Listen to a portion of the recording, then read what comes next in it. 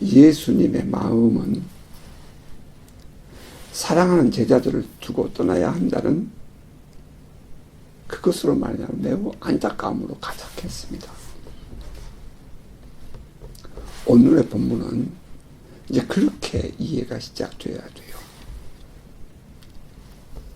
내가 진실로 진실로 너희에게 이르노니 나를 믿는 자는 내가 하는 일을 그도 할 것이요 또한 그보다 큰 일도 하리니 이는 내가 아버지께로 감이라. 너희가 내 이름으로 무엇을 구하든지 내가 행하리니 이는 아버지로 하여금 아들로 말미암아 영광을 받으시게 하려 함이라. 내 이름으로 무엇을 구하든지 내게 구하면 내가 시행하리라. 우리가 지난주에 보았던 요한복음 14장 12절 이하 14절의 말씀입니다. 그동안 제자들에게 예수님은 그들의 삶의 힘이었고 사역의 근원이었습니다.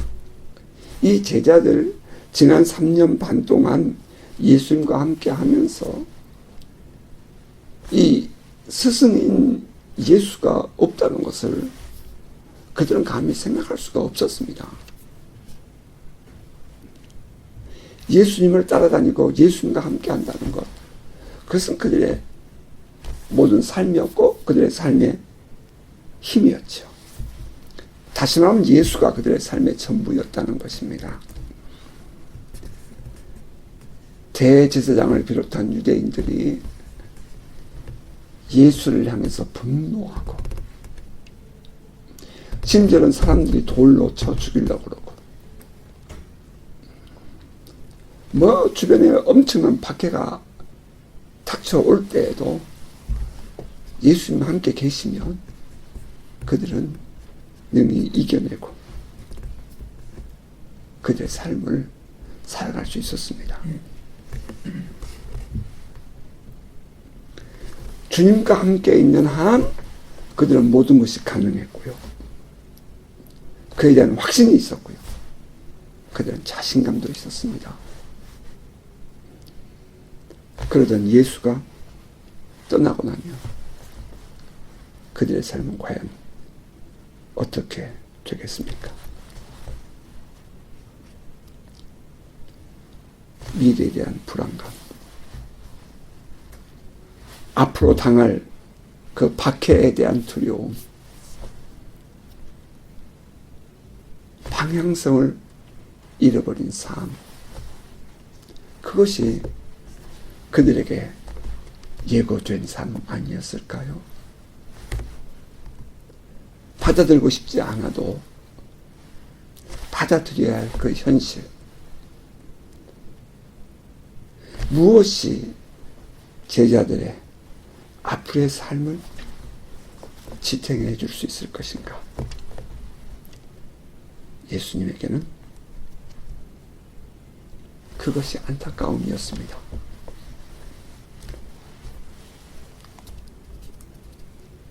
사랑하는 제자들을 두고 떠나야 하는 그 예수의 마음, 충분히 동감이 되고 공감이 되고 이해가 됩니다.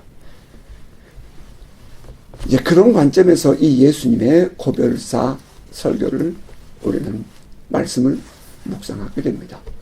그 첫 번째, 이제 두고 가는 이 제자들에게 주시는 예수님의 말씀은 너희들 내 이름으로 기도해라. 그러면 내가 응답하고 내가 너희와 함께 하겠다. 그 예수의 대답은 기도와 그에 대한 응답이었습니다. 너희가 내 이름으로 무엇을 구하든지 내가 행하리니 이는 아버지로 하여금 아들로 말미암아 영광을 받으시게 하려 함이라. 내 이름으로 무엇이든지 내게 구하면, 거기에 강조된 것이 무엇일까요? 예수의 마음에 내게 구하면. 제자들이 볼 때 너희가 무엇인지 예수님께 내게 구하면, 예수님께 구하면 내가 행하리라 하는 그런 말씀입니다.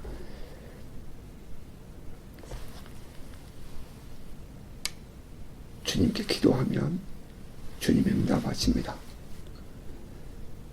이것은 너무나도 보편적인 내용이죠. 그러나 그 제자들의 입장에서 볼 때는 이 말씀을 들을 때 이것은 그들에게 큰 위로가 되고 힘이 되는 것입니다. 오늘 여러분에게도 이 말씀을 똑같이 전합니다. 여러분이 기도하면 예수의 이름으로 주님께 구하면 주님이 응답하십니다. 그러면 어떠한 환경과 여건과 상황들, 불확실한 미래가 내 앞에 다가온다 할지라도 여러분 기도하는 여러분 되시기를 주의 이름으로 축복합니다. 잠시 그 상황을 모면하고 벗어나는 감정, 그것은 가능할지 모르겠지만 그러나 돌아서면 또다시 우리 안에 밀려오는 그런 아픔, 그것을 이겨낼 수 있는 근본적인 힘은 안에서부터 나와야 됩니다. 그것 다시 말하면 기도의 힘입니다. 기도할 때에 주님은 우리를 응답하시고, 기도할 때에 우리의 빈 마음을 채워주시고, 기도할 때에 우리의 연약함을 도와주신 것입니다. 주님께서 제자들에게 하시는 말씀입니다. 기도가 더 분명해지고 더 뚜렷해질 때에 우리는 주님께 집중할 수 있고, 그 주님께 집중할 때에 주님은 우리 안에서 주의 일을 이루고 가실 것입니다. 여러분 기도하는 삶 되시기를 주의 이름으로 축복합니다. 이제 두 번째 예수님의 답은 서로 사랑하라는 계명을 지키라는 것입니다. 한편 생각해 보면 우리가 사역을 하면서 깨닫게 된 것은, 배웠던 것은, 내 마음이 분노가 있고 내 마음이 흥분되어 있으면 하나님의 은혜가 흐르지 않더라는 것입니다. 내 마음이 사랑이 넘치고 내 마음의 사랑이 흘러갈 때에 놀라운 하늘의 기적도, 미러클도, 기사도 나타나다는 것을 우리는 경험했습니다. 두 번째, 예수께서 그 두고 가는 제자들에게 주시는 말씀은, 너희가 나를 사랑하면 내 계명을 지키리라. 너희가 내 계명을 지키지 아니하면 그것은 너희가 나를 사랑하지 않는 거야. 내 계명을 지켜 라고 말하고 있다는 것입니다.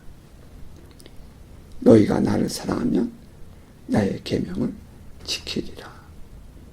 물론 나를 사랑하라 하는데도 강조점이 있겠지만 그것은 기본이고, 너희가 제자들이니까, 너희가 그리스도인이니까 만일 나를 사랑한다면 계명을 지켜라.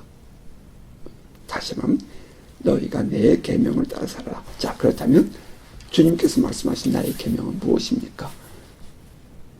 그것은 저 앞에 우리가 이미 지나왔죠. 요한복음 13장 33절 이하는 이렇게 말합니다. 작은 자들아, 내가 아직 잠시 너희와 함께 있겠노라. 지금은 함께 있어. 그 말이죠.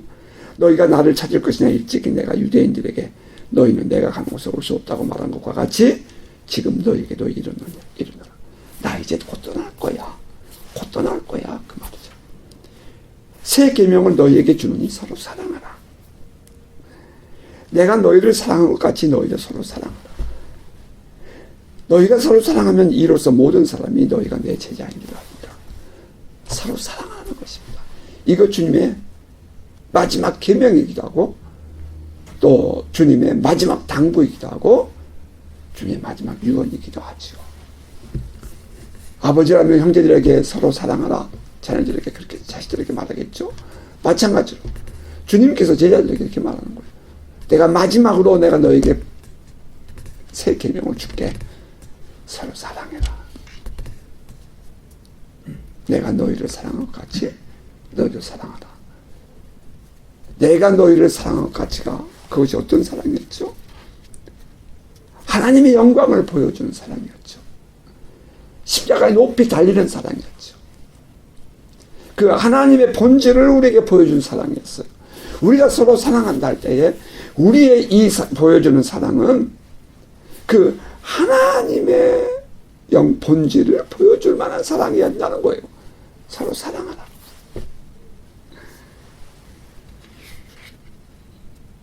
새 계명을 너희에게 준다. 예수님은 너희들이 나를 사랑한다면 내가 말한 이 새 계명을 내가 지킬 거야. 나 그렇게 믿어. 그렇게 하나. 그건 당연한 거야. 이런 말입니다. 여러분 예수를 사랑하십니까? 그러면 우리가 서로 사랑해야 합니다. 왜냐하면 예수를 사랑하는 것과 서로 사랑한다. 이건 이웃관계죠. 우리 가족관계일 뿐 아니라 가까이 있는 우리 형제자매들이죠. 제자들이죠. 서로를 사랑하는 것은 분리될 수 없는 그런 관계입니다. 이때 예수님은 놀라운 약속의 말씀을 주셔요. 내가 아버지께 구하겠으니 그가 또 다른 보혜사를 너에게 주사 영원토록 너희와 함께 있게 하니. 그런 진리의 영이라. 세상은 능히 그를 받지 못하나니 이는 그를 보지도 못하고 알지도 못합니다. 그러나 너희는 그를 아나니 그는 너희와 함께 거하시며 또 너희 속에 계시겠습니다. 내가 너희를 고아와 같이 버려두지 않냐고 너희에게로 오리라. 본문 16절부터 18절의 말씀입니다. 여기에 우리의 주목을 끄는 부분이 있습니다. 제자들이 보혜사 성령을 달라고 구하지 않았는데, 구한 것이 아닌데도 예수께서 먼저 내가 아버지께 구하여 다른 보혜사 곧 성령을 너희에게 보내주겠다 약속하신 것입니다. 여기에 또 이제 우리는 비밀이 있어요. 오늘날 우리가 주님은 우리에게 이렇게 약속하셨어요. 너에게 성령을 보내주겠다. 성령이 너희와 함께 하시리라. 그런데 우리는 종종 내 육신으로 사는 사람들이 많이 있잖아요. 같은 그리스도인이라고 하면서도 교회를 다니면서도. 이유가 뭘까요? 나는 밤새 이것이 나에게 묵상의 제 주제였어요. 성령을 예수는 주시겠다 그랬는데 왜 오늘 이 시대의 사람들은 그 성령의 능력과 은혜를 누리지 못하는 것일까? 문제는 우리에게 있다는 것입니다. 문제는 우리에게 있다는 거예요. 주님께서 내가 아버지께 구하여 성령을 너에게 다른 보혜사를 보내주겠다라고 얘기하셨을 때에 바로 그 앞에 뭐가 있었어요? 너희가 나를 사랑하면 내 계명을 지키리라 라는 전제가 있다는 거예요.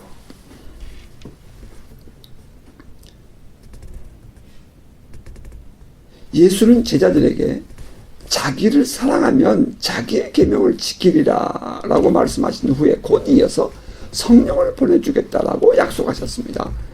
이것은 예수를 사랑하는 것과 예수의 계명을 지키는 것 그리고 성령이 오시는 것 이것은 어떤 관계가 있다는 말 아니겠습니까?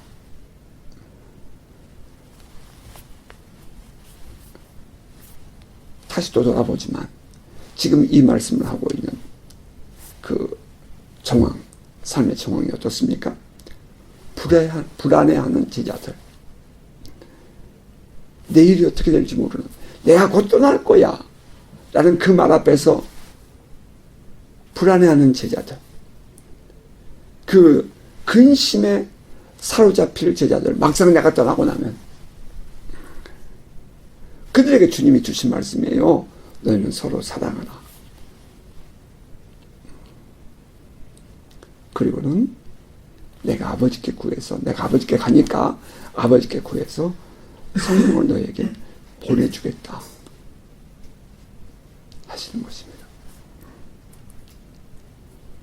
그러고는 그 성령이 너희 안에 계실 것이다 라고 말하면서 나는 너희를 고아와 같이 버려두지 않겠다 이렇게 약속하십니다.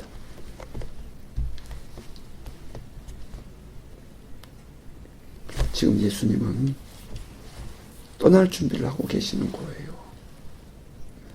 그러면서 앞으로 너희에게 성령을 보내줄 거야. 그 성령은 너희 안에 계실 거야. 나는 너희를 고아와 같이 버려주지 않을 거야 라고 말씀하십니다. 내가 다시 너희에게 오리라. 이 얼마나 큰 위로가 되는 예수님의 약속일까요? 그런데 그 예수께서 오리라, 다시 오리라, 내가 너희와 함께 있으리라 하는 그 말씀은 곧 성령으로 오리라. 삼위일체 하나님이죠. 성령으로 너희 안에 거하리라 라고 말씀하신 것이라는 것입니다.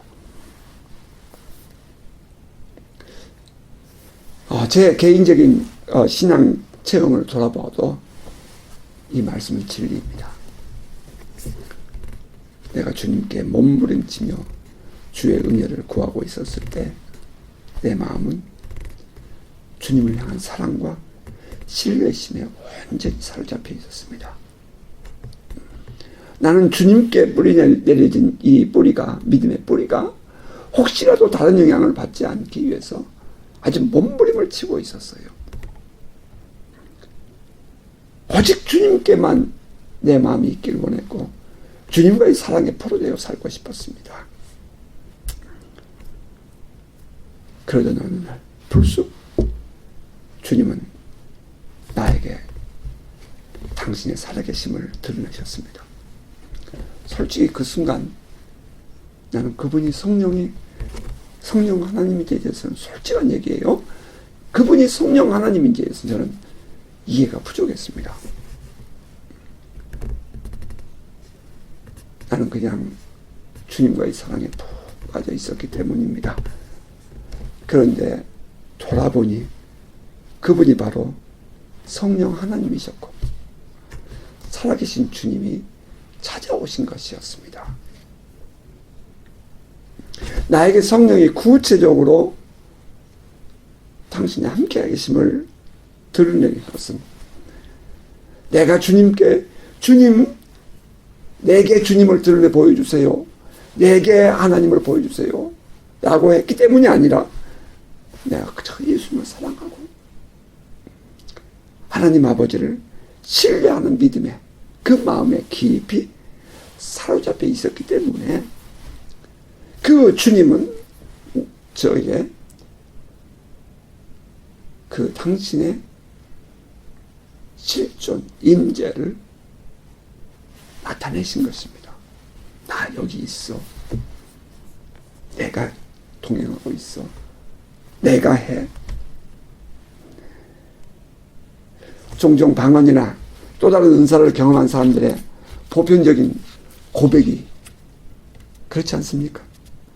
그들이 깊이 소리내어 기도하는 중에 갑자기 혀가 구부러지고 새로운 말이 전화왔다고 하지 않습니까? 주님을 깊이 묵상하는 중에 성령의 은혜로 환상이 보이고 영적인 깨달음이 왔다고 말하지 않던가요? 주를 사랑하고 주의 말씀을 따를 때에 성령님이 우리에게 임하신다는 말씀입니다. 세계적인 부흥이 일어나는 곳곳에서의 모든 간증도 동일합니다. 주를 사랑하는 마음에 깊이 빠져 있을 때에 주님은 주의 임재를 드러내셨고 우리는 그것을 리바이벌이라고 말합니다. 예수께서 또 다른 보혜사 곧 성령을 보내주시겠다고 약속하신 그때는 제자들이 예수가 떠난 후 근심 중에 불안해하며 또 그러면서도 주님의 말씀을 따라서 서로 사랑하는 일에 집중하고 있을 때 주님이 성령을 보내주신다는 것입니다. 그러면 그것으로 말미암아 우리는 그 모든 근심과 불안한 마음들을 떨쳐버리고 진정한 자유함을 누릴 수 있게 되는 거죠. 우리는 이 예수께서 성령을 받아라 제자들에게 하셨을 때를 기억합니다. 십자가에 죽으시고 부활하신 이후에 그 유대인들로 인하여 불안해하며 대문을 꼭꼭 잠그고 그들이 함께 모여 있었을 때에 부활하신 주님이 그들에게 나타나서 뭐라고 말씀하십니까? 숨을 후 내쉬면서 평안할지어다, 성령을 받으라, 이렇게 말씀하시는 것입니다. 평안할지어다, 샬롬, 성령을 받으라. 왜 근심하고 불안해하는 그들에게 주님은 그렇게 말씀하셨을까요? 근심과 두려움을 이겨내고 담대함을 얻게 하는 힘, 그것은 성령 받음 안에 있습니다. 그러나 그것조차도 예수를 사랑하는 마음이 전제되어야 한다 하는 것입니다. 생각해보면 사람들은 자기의 문제를 가지고 주님께 나와서 기도합니다. 새벽에 기도하고 밤을 새워 기도하고 시간마다 기도하고 자기의 문제 때문에. 그런데 그 기도가 빨리 응답되지 않죠. 주님은 우리에게 무엇을 키워가죠? 우리 안에 주님을 신뢰하고 주님을 사랑하는 그 믿음, 그 마음을 키워가신다는 것입니다. 마치 어린아이가 높은 장롱 위에 올라갔다가 엄마가 아래서 뛰어내려 그러면 뭐 대책 없이 그냥 훌쩍 뛰어내리는 것처럼 나의 인생을 주님께 훌쩍 맡길 때까지, 우리의 믿음이 성장할 때까지, 우리 안에 주님을 향한 신뢰가 분명해질 때까지, 그리고 그 어린아이가 엄마를 사랑하는 그 마음이 가득했던 것처럼 우리가 주님을 사랑하는 그 마음을 회복할 때까지 주님은 기다리신다는 거예요. 그래야 비로소 우리가 맡김이 이루어지고, 비로소 그 기도가 응답되고, 비로소 그 기도의 응답은 우리의 삶에 구체적으로 드러나는 것입니다.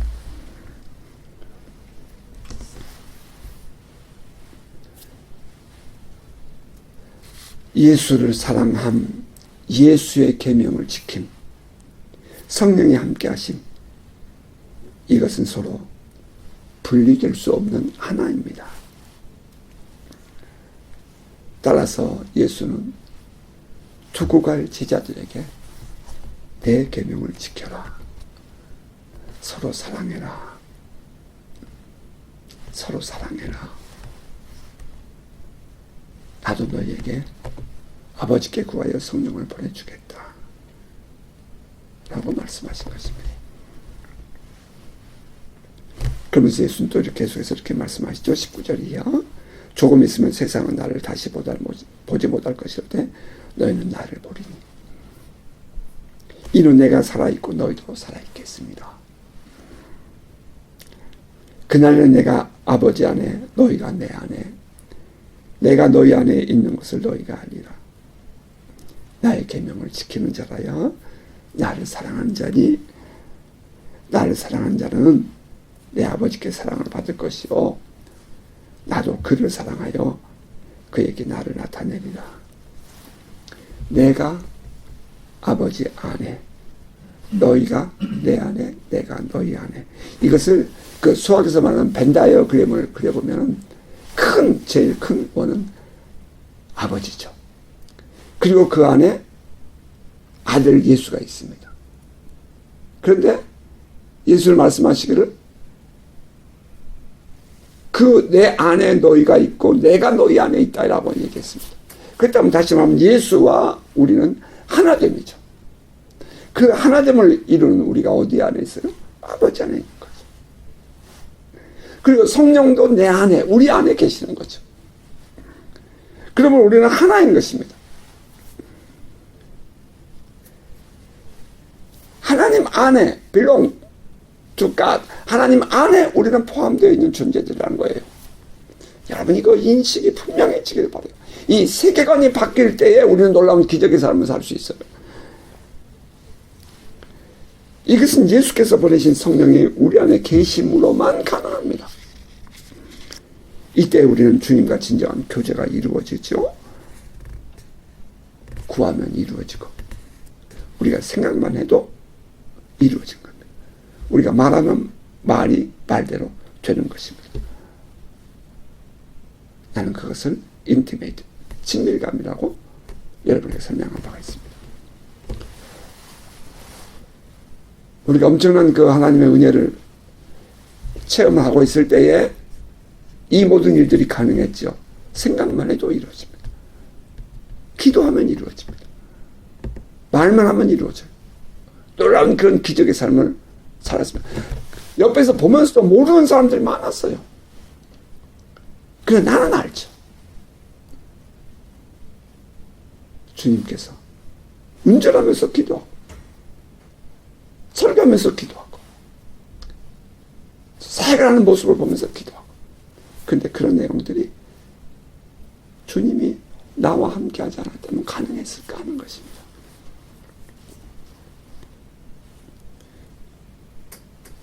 그 많은 그 시간들 주님 안에 머물렀던 그 모든 사역의 뿌리, 사역의 원인,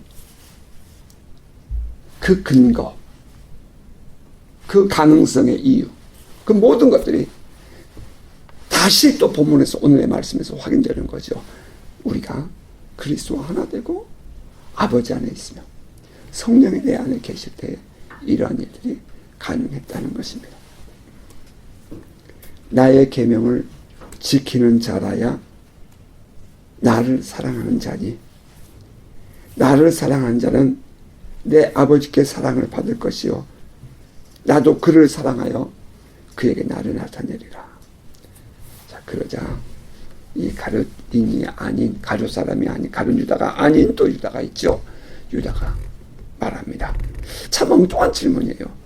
주여 어찌하여 자기를 우리에게 나타내시고 세상에는 아니하려 하시나이까. 지금 예수님은 세상에 자기를 나타내고 아니고를 말하는 것이 아니라 근심에 사로잡힐 제자들을 생각하며 그들을 위로하고 있는데, 이 유다는 전혀 엉뚱한 질문을 하고 있는 것입니다. 이 유다는 아직도 이 세상적인 세속적인 가치관에서 벗어나지 못하고 지금 엉뚱한 생각을 하고 있는 거죠. 참 답답합니다. 사실 이런 엄청난 놀라운 하나님의 사랑과 하나님의 은혜와 하나님의 기적들을 설교를 하지만 설교를 들으면서 전혀 엉뚱한 생각하는 사람들 많아요. 왜 예수님의 제자 중에는 없었겠습니까? 그런데 주님은 그런 엉뚱한 질문에도 아랑곳하지 않고 계속 지금 당신이 하던 말씀을 해가는 거예요. 사람이 나를 사랑하면 내 말을 지키리니 내 아버지께서 그를 사랑하실 것이요 우리가 그에게 가서 거처를 그와 함께 하리라. 나를 사랑하지 아니하는 자는 내 말을 지키지 아니하나니 너희가 듣는 말은 내 말이 아니요 나를 보내신 아버지의 말씀이니라. 한마디로 이렇습니다. 너희는 나 사랑하지? 그지? 그러면 계명을 지켜. 내 계명은, 서로 사랑하는 이 계명은 아버지의 말씀이야. 따라서 너희가 내 계명을 지키는 것을 볼 때에 하나님 아버지께서도 너희들을 사랑하실 거야. 그러면 하나님과 내가, 아버지가 내가 너희에게 와서 머물며 함께 살 거야. 만일 너희가 내 말을 지키지 않는다면 그것은 나를 사랑하지 않는 증거야. 알았지? 그러니 꼭 내 말대로 서로 사랑해야 돼. 그리고 내 이름으로 기도해. 그럼 내가 응답할 거야. 걱정하지 마. 내가 함께 할게. 그 말입니다. 떠나시는 주님이 제자들에게 당부하시는 두 번째 말씀, 그것은 내 계명을 지키라 하는 것이었습니다. 서로 사랑하라. 내가 너희를 사랑한 것 같이 너희도 서로 사랑하라.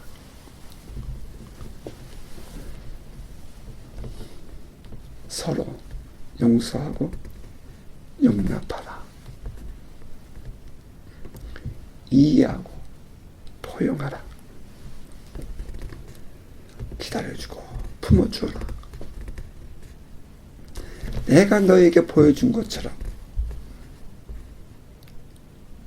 여기다 서로 그렇게 사랑해라. 나를 사랑한다면 나의 말을 지키며 내 계명을 지킬 거야. 그 사람에게 내가 아버지께 구하여 보혜사 성령을 보내줄 거야. 그러면 성령이 너희 안에 머물면서 내가 너희 안에 살고 너희가 내 안에 살고 또 우리가 아버지 안에 사는 삶을 누리게 할 거야. 사랑만이 답이란다. 이제 나는 아버지께 가. 하지만 너희를 고아처럼은 두지 않고 올게. 이것이 본문입니다. 이것이 주님의 두 번째 제자들을 향한 위로와 권면의 말씀이었습니다. 자, 그리고 이어지는 말씀은 그때 우리 안에 드웰, 머물고 함께 사실 그 보혜사 성령에 대한 설명입니다. 자, 그 부분을 다음 주에 함께 또 묵상하며 나누기를 원합니다. 자, 이번 한 주간도 우리의 마음을 다스리고 또 주의 말씀에 순종하는 한 주간 될 수 있기를 바랍니다. 서로 사랑하는 법을 배워가며 실천하십시다. 우리 안에 불쑥불쑥 올라오는 분노심, 이 컨트롤되지 못한 감정들, 모든 것들을 다스리는 법도 배우고 우리가 사랑하는 법을 배워가면서 우리의 삶을 살아가십시다. 여기에 진정한 신앙인의 능력이 있고 우리가 지금까지 살아온 신앙의 worth, 가치, 밸류가 있는 것입니다. 주를 사랑하는 마음 변함없이 지키면 주님 또한 우리와 함께 하시며 우리를 누리게 하실 것입니다. 믿음으로 사는 복된 성도 되시길 바랍니다. 주의 성령이 우리와 드웰링, 머물며 함께 동행하십니다. 이를 믿습니까? 아멘.